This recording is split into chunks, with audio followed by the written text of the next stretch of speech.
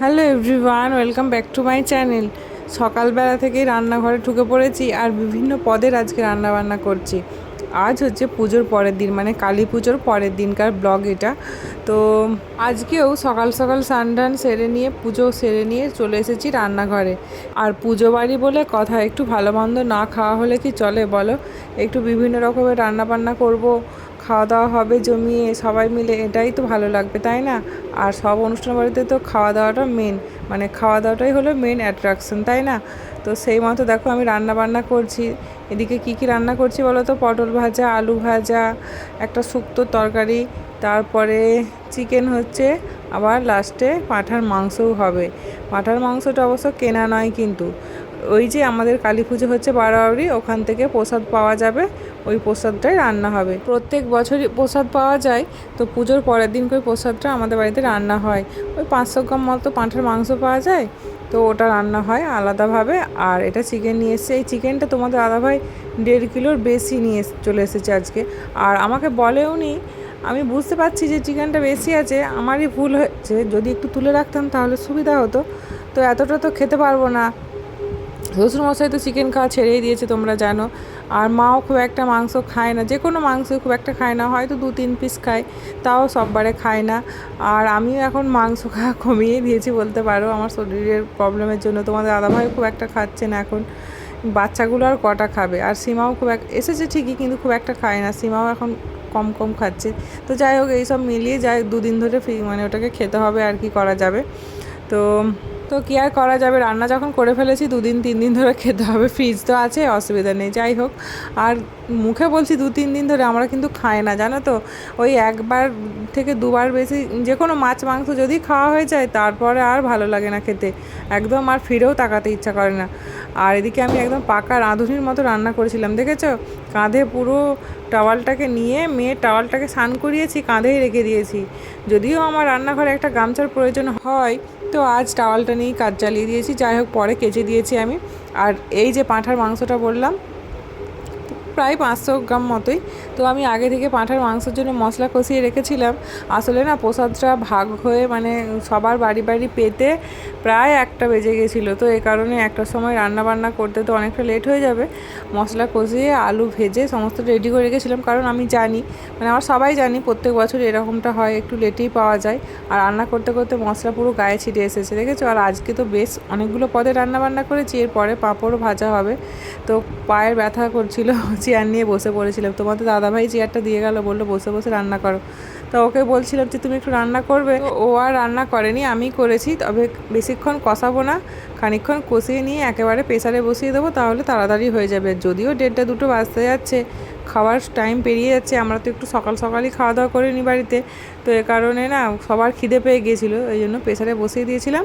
আর বিশ্বাস করো, এত কম টাইমের মধ্যে এত ভালো রান্না করেছিলাম, চিকেনের থেকেও এই পাঁঠার মাংসটাই বেশি সুস্বাদু হয়েছিল, সবাই মিলে খেয়েছি আমরা এটাকেই। আর এই যে চিকেন কষাটা দেখেছো, চিকেন কষাটাও কিন্তু দারুণ হয়েছিল, একদম কষা কষা রান্না করেছিলাম, খুব সুন্দর হয়েছিল। আর চিকেনটা রান্না করেই না মেয়েকে খেতে দিয়ে দিয়েছিলাম, ওকে আমার নিজে হাতে কী সুন্দর খাচ্ছে দেখো। তো মাংসগুলোই খেয়েছে, আর ভাত একটুও খায়নি। এটাই করে, এখন যত বড় হচ্ছে না, ওই ডিম তুলে খেয়ে নেয়, মাছ খেয়ে নেয়, মাংস খেয়ে নেয়, কিন্তু ভাত আর খেতে চায় না। তো রুটি ভাত কোনোটাই খেতে চায় না। ভাত খাওয়ার সময়, রুটি খাওয়ার সময় এমন করে না, যেন গলা থেকেও নামতেই চায় না, কতটা কষ্ট হচ্ছে, এরকমটা হচ্ছে। যাই হোক, দুপুরবেলায় যে সবার জন্য ভাত বেড়ে নিয়েছি, একদম 2 রকমের মাংস সবার জন্য বাটিতে বাটিতে তুলে নিয়েছি, নিয়ে সবাই মিলে খেতে বসে যাব। আর এখনও বলি তোমাদেরকে, কিন্তু সাউন্ডের প্রবলেম হচ্ছে, এখনও মাইক বাজছে, কি বলি বলো তো? তো যাই হোক, তারপরে সন্ধ্যাবেলায় এই যে তোমাদের দাদাভাই আমাকে বলেই নি, এটা না হঠাৎ, মানে একটা সারপ্রাইজই বলতে পারো, সারপ্রাইজের মতো সারাদিন ধরে রেখেছিল। ও আমাকে বলেই নি, বিকালে বলছে এক জায়গায় যাবো, চলো রেডি হও, বের হও। তো আমি জিজ্ঞাসা করাতে বললো ওর কলিগদের বাড়ি যাবো, হেড স্যারের বাড়িতে। তো যে ওখানেতে ক্লাবে, মানে ওনাদের ওখানে ভীষণ বড়োভাবে প্রতিমা তুলে কালী পুজো হচ্ছে, আর অনুষ্ঠান হচ্ছে, ওখানে যেতে, মানে যাওয়ার জন্য বলছে। তো সেই মতো আমি রেডি হয়ে গেছি। আর এই শাড়িটাই যেহেতু বের করা ছিল কাল থেকে, তো পুজোর দিনে আমি এটাই পরেছিলাম, আবার আজকেও এটাই পরছি। আসলে শাড়িটা বের করা আছে বলে পরে নিচ্ছি আর কি, আর নতুন করে আর আলমারি খুলে শাড়ি বের করলাম না। তো তো এটা কি তোমাদের সত্যি সত্যি মনে হয়? একদমই না। আসলে শাড়ি বের করাটা কি ফ্যাক্ট নয়, আসলে এই শাড়িটার প্রেমে পড়ে গেছি বলতে পারো। এত ভালো লেগেছে শাড়িটা। আর মানে শাড়িটা সবথেকে কেন ভালো লাগার কারণ জানো, মানে এতটা নরম শাড়িটা, সফট, এতটা সফট, মানে শাড়িটা যে পরে আছি এতটা গর্জিয়াস লাগছে দেখতে, অথচ শাড়িটা ভীষণ নরম। আর মানে খুব খুব কোয়ালিটি ভালো, পরে পুরো স্যাটিসফাই। এতগুলো শাড়ি আছে, এত এত শাড়ি আমার, কিন্তু এই শাড়িটা সবথেকে বেস্ট শাড়ি, বেস্ট আমার চোখে দেখা। আমার মানে এখনও পর্যন্ত আমার বেস্ট শাড়ি হচ্ছে এই শাড়িটা। মানে কালারটাও যেমনই সুন্দর তেমনই মানে দেখতেও সুন্দর, আর পরেও আরাম। মানে তোমরা কমেন্টে জানিও কিন্তু শাড়িটা পরে আমাকে কেমন লাগছে। আমি তো নিজের প্রশংসা নিজেই করে যাচ্ছি। তো যাই হোক, আসলে শাড়িটা মানে পরে এতটা ভালো না, গায়ে পুরো মোলায়েম একদম, মানে কোনো কষ্টই হচ্ছে না, কোনো গরমও লাগছে না, কিচ্ছু না, এত ভালো শাড়িটা, যার জন্য মানে শাড়িটা এত ভালো লেগেছে আর কি। তো যাই হোক, টিপ পরছিলাম, প্রথমে ছোটো টিপ পরে দেখছিলাম, তোমাদের দাদাভাই বলছে ছোটো টিপ পরে ভালো লাগছে না, একটু বড় টিপ পরো। আর বেশ কয়েকদিন ধরে আমি রিল বানাচ্ছি একটু বড় বড় টিপ পরে, কী জানি হয়তো ওর বইটাতেই ভালো লেগেছে। তো আমারও বেশ ভালো লেগেছে ওই টিপটা পরতে, তো এই কারণে একটু বড় সাইজেরই টিপ পরছি এখন বেশ কয়েকদিন ধরে।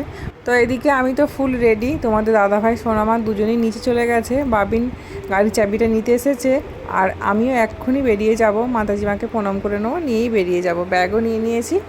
আসলে খুব একটা লেট করতে চাই না, 5:30 থেকে রেডি হচ্ছিলাম, 6টা বাজছে, আধ ঘন্টার মধ্যে রেডি হয়ে কিন্তু আমরা ঝটপট বেরিয়ে যাচ্ছি, খুব একটা লেট করব না, যেহেতু একটু দূরের রাস্তা যাব, এখান থেকে প্রায় 40 মিনিট মতো যেতে লাগবে, আবার 40 মিনিট আসতে লাগবে, তো এই কারণে। আর যেহেতু বাচ্চা নিয়েই যাচ্ছি, বাইরে কুয়াশাও দিচ্ছে এখন, ঠান্ডা ঠান্ডা পড়ছে। আমার মাম্মা বেটু দুজনেই খুব ছোট, মাম্মা তো ভীষণই ছোট, ওর ঠান্ডা লেগে যেতে পারে। আর বাবিনেরও নাকটা মানে সেই বারবার ঘষছে, ওর মানে নাক দিয়ে যে কাঁচা জলটা বেরিয়ে আসছে, মানে সর্দি সর্দি ভাব, তো এ কারণে না বাইরে বেশিক্ষণ থাকাও যাবে না, তো এ কারণে আমরা তাড়াতাড়ি যাব, তাড়াতাড়ি আবার ফিরেও আসব। আর দেখেছো রাস্তায় সন্ধ্যাবেলা এখন 6টা মানে 6:30 বাজছে, তো দেখো পুরো কুয়াশায় ঢেকে গেছে, এখনই ফেরার সময় দেখবে কত কুয়াশা। তো চলে এসেছি আমরা ওনাদের বাড়িতে, এই যে বিছানায় বসে আছি, মেয়ে ওনাদেরই বাচ্চার খেলনা নিয়ে খেলছে। আর গোটা রুমটা খুব সুন্দর, কিন্তু দেখো সুন্দরভাবে পরিপাটি একদম সাজানো গোছানো, তো খুব ভালো লেগেছে আমাদের। আর পরিবেশটা না খুবই সুন্দর, চারিদিকটা তো অন্ধকার, সেভাবে তোমাদের সাথে মানে তোমাদেরকে তুলে ধরতে পারিনি, নাহলে দেখাতাম। পরিবেশটা না একদম মাঠের ধারে, খুব সুন্দর পরিবেশ, আমার খুব ভালো লাগে, মাঠের ধারে বাড়ি হলে আমার ভীষণ ভালো লাগে। আসলে ছোটোবেলাটা তো আমরা এরকম একটা জায়গাতে কাটিয়েছি, যার জন্য মানে ভালো লাগাটা রয়েই গেছে। তোমাদের দাদাভাই অ্যাজ ইউজুয়াল চুলটা ঠিক করা কাজ, আয়না দেখলেই সবসময় চুল ঠিক করে। আর তারপরে এই যে আমরা সবাই মিলে খেতে বসে গেছি, আর খাওয়ার টেবিলে দেখো আমরা একটু গল্প করছি দিদিভাইয়ের সাথে, ওই হেড স্যারের স্ত্রীর সাথে। তো তোমাদের দাদাভাইকে কি বলবো বলো তো, এমনভাবে ভিডিও ধরে দিয়েছে, আমাদেরকেই নিয়েছে, ওনাকে আর দেখায়নি, তাই তোমাদেরকে দেখাতে পারছি না, সবাইকে নেয়নি। আসলে ওকে যখন পরে বলছে, ও বলছে না সবাই কি ভিডিওতে আসতে চাইবে, পছন্দ করবে কি না, তো এ কারণে ও নেয়নি বলছে। যাই হোক, আমাদেরকে নিয়েছে, আমাদেরকেই তোমরা দেখো। তো এই যে দেখো টেবিলেতে লুচি, আলু ভাজা, বেগুন ভাজা, তারপরে মাংস, এ সমস্তই খেতে দিয়েছে, মিষ্টি। তো এতটা আমরা খেতে পারিনি, তো আমরা খাওয়া দাওয়া সেরে নিয়ে কিন্তু ঠাকুর দেখতে যাব।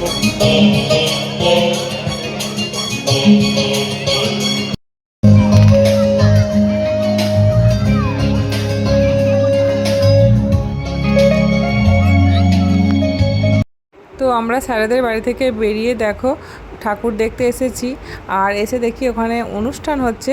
আর জানো প্যান্ডেলটা, ওই এটা তো একটা ক্লাবের পুজো, ক্লাবের অনুষ্ঠান হচ্ছে, তো ওই প্যান্ডেলটা নাকি ক্লাবের সমস্ত ছেলেরা মিলে করেছে, মানে যতজন সদস্য আছে সবাই মিলে সহযোগিতায় কিন্তু এত সুন্দর প্যান্ডেলটা বানিয়েছে, কত সুন্দর ভাবো, মানে সবাই কত ট্যালেন্টেড, কত মানে সবার কত আগ্রহ এই পুজোটাকে নিয়ে, নিজে হাতে সমস্ত কিছু সবাই মিলে করেছে, খুব ভালো লাগলো শুনে।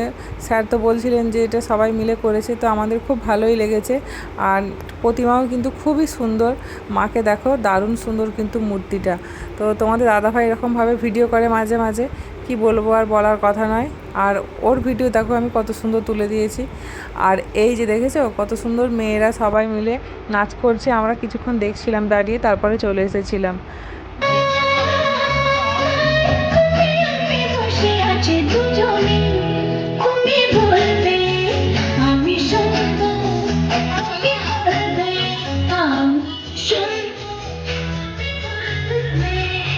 তো বন্ধুরা দেখো, তারপরে আমরা কিন্তু এখন বাড়ি ফিরছি। মাম্মা যাওয়ার সময় ঘুমিয়ে ঘুমিয়ে গিয়েছিলো, আসবার সময় কিন্তু জেগেই ছিল।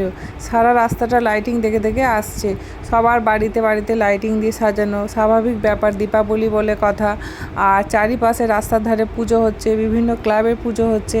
তো সারা রাস্তাটা পুরো লাইটে আর লাইট, আর পুজো হচ্ছে, মাইক বাজছে। তো বেশ ভালোই লাগছিলো, সোনামাও বেশ এনজয় করতে করতে আসছিল। আর আমাদেরও খুব ভালো লেগেছে, সন্ধ্যাটা খুব সুন্দরভাবে কাটিয়েছি।